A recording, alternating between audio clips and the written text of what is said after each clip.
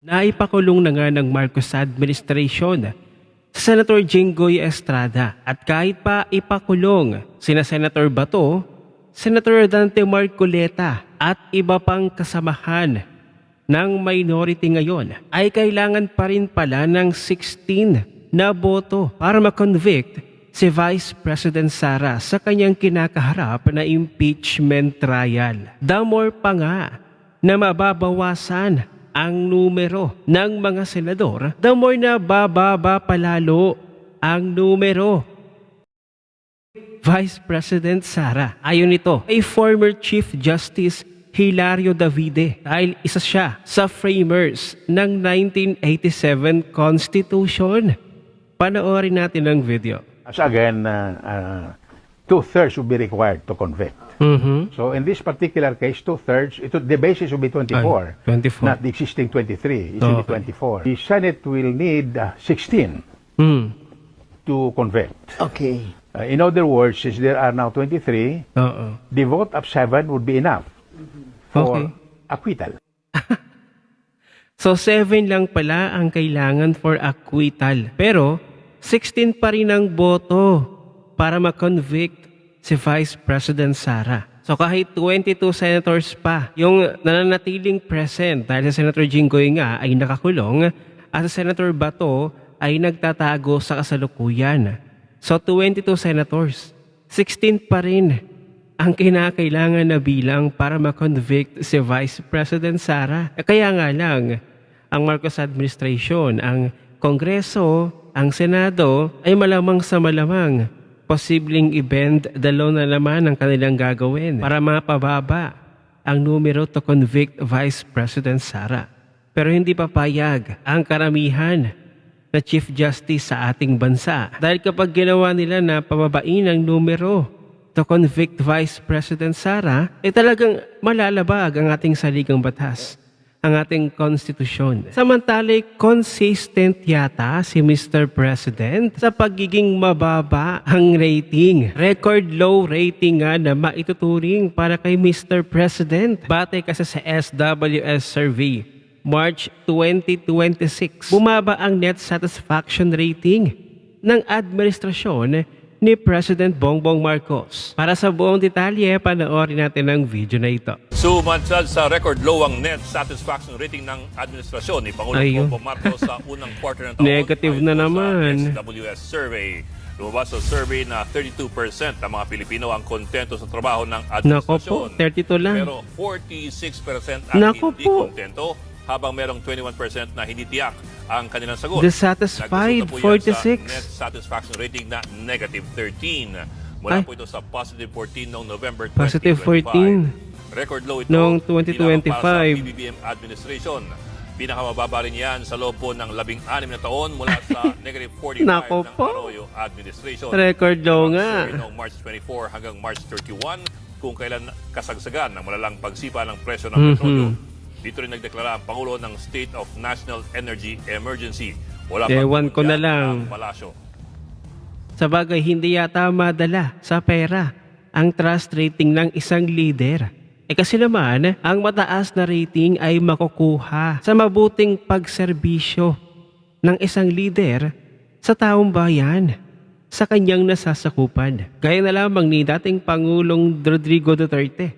From the beginning hanggang sa pagkatapos ng kanyang termino, abay nakakuha siya ng very high approval rating. Kaya't patuloy siyang minamahal ng taong bayan. Pero syempre yung mga talagang fanatiko ng Marcos administration, ng mga loyalista, ang mga pink, ay syempre hate nila ang post na ito o ang resulta ng net satisfaction rating ni Mr. President. Pero honestly, hindi naman tayo na surprise. Alam naman natin na sobrang struggle na ng Pilipinas ngayong Marcos administration. Pero ang Pangulo, si Mr. President, ay uma-acting pa na akala mo he's leading. Seriously, he's leading his country very well. Kung tawagin pa nga ng kanyang mga taga-suporta, the best administration in history. Ang katotohanan, wala na po, talagang bagsak na ang Pilipinas, lalong-lalo ang ekonomiya. Siyempre, pagtatanggol na naman ni Auntie Claire ito,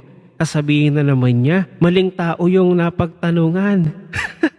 O di ba, alam na natin yung galawan ng Malacanang. Hindi ba nila na-get na ang negative rating ay nagre-resulta o refleksyon ng iyong ginagawa sa iyong pamumuno? Siguro baka sisihin na naman ng Malacanang nila Auntie Claire ang Duterte. Hindi ba nila napaghahalata na simula ng tinitira nila, sinisiraan nila at pilit nilang pinapabagsak ang mga Duterte ay nagkandaletse-letse na ang rating ni Mr. President? Hindi ba sila nakakahalata niyan? Pero mapunta naman tayo sa usaping impeachment. Kung wala daw kasalanan si Vice President Sara, bakit daw hindi niya harapin ang impeachment case niya? Totoo nga ba na duwag si VP Sara?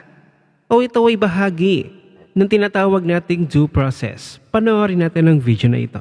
Tanong ng maraming netizens, kung walang kasalanan si VP Sara, bakit ayaw niyang harapin ang impeachment case niya? Yes, may COA report. Yes, may issue. Yes, may mga tanong na dapat sagutin. Pero ito ang point na hindi makuha ng iba. Yung issue sa COA is not automatic conviction. Yes. Allegation is not guilt. Audit finding is not a final judgment. Totoo. At ang Senate impeachment trial, kahit legal proceeding siya, is not the same as a criminal trial. Totoo. Impeachment is a political constitutional process. Hindi ibig sabihin na kapag may impeachment case, automatically guilty na siya. Isa pa, ang paghaharap through lawyers is not pagtatago. That is part of due process. Lahat may karapatan magkaroon ng abogado. Lahat may karapatan depensahan ang sarili sa tamang paraan. Hindi requirement ng due process na magpakuyog ka sa harap ng kamera para Tama. lang masabi ng tao na matapang ka.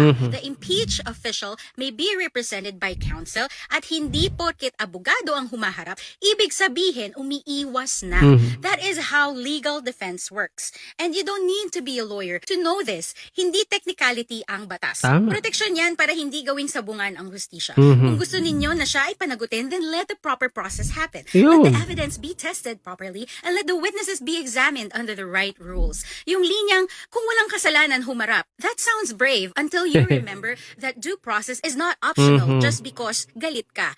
Tapos gusto nyo pa na siya mismo humarap sa Senate para ano? Para kuyugin ng mga politiko na may kanya-kanyang interes? Totoo. I-frame ng media? Ipahiya. Gawing soundbite ang bawat sagot? Remember the Shiminette? That is not justice. That is trial by publicity. Shiminette have to personally face the Senate just to prove she is not hiding. Her Shiminette. lawyers can represent her. That is not kaduwagan. That is due process. Due process ang kailangan, hindi galit na nagpapanggap na prinsipyo. Shiminette kayo. Joke lang. Oo nga naman, no. Tumatak yung Shiminette eh. Lalong-lalo na, pinasikat ng mga loyalista at pink. So ngayon nalaman nyo na, hindi po duwag si VP Sara dahil siya ay mayroong legal counsel. Hinaharap po ni VP Sara ang allegations against her through her lawyers and counsel. Legal po yun.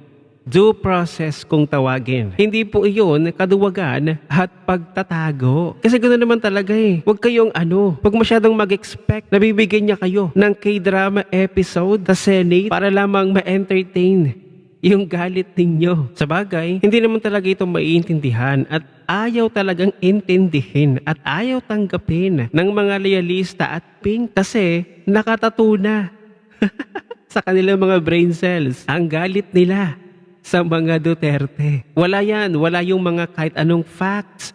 Kahit latagan mo sila, i-educate mo sila ng facts. Walang magagawa iyon. Basta nananatili pa rin sa kanila na hate nila ang mga Duterte. Pero aking manonood, sa palagay ninyo, ibebendalo na naman ba ng mga kongresista at mga senador na anti-Duterte ang ating konstitusyon na muling pababain ang boto para ma-convict si Vice President Sara kahit nakasaad sa batas sa ating konstitusyon na 16 na boto ang kinakailangan para ma-convict si Vice President Sara?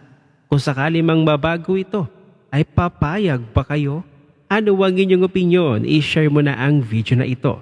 Mag-iwan ng comment at like sa ibaba at magkita-kita ulit tayo sa susunod na video.